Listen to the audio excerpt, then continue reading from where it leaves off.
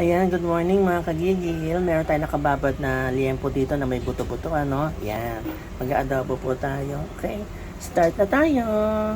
Ayan, no, lagyan muna natin siya sa pan. Pabayaan muna natin siya magpapawis siya, no? Labasin muna yung juice niya, okay?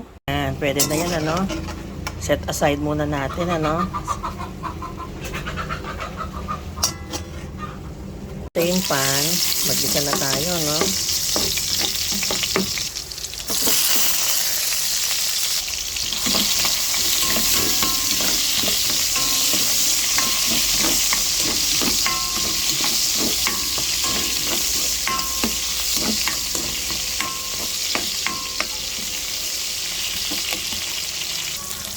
Lagyan na natin itong mga liempo natin at saka ang buto-buto.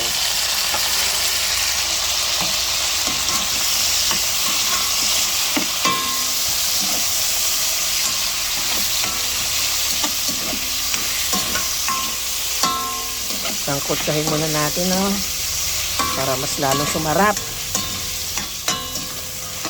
ang ating adobong liempo with buto-buto konti, ano? Ayan.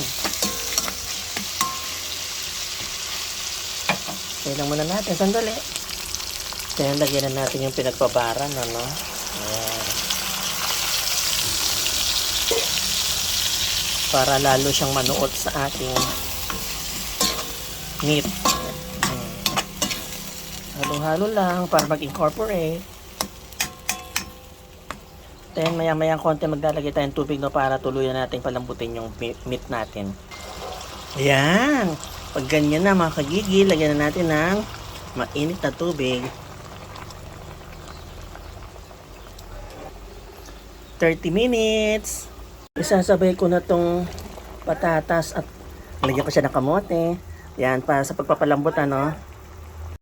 Wow! Oh my God! Ang sarap! Tikman na natin. Luto na to, ano, after 30 minutes.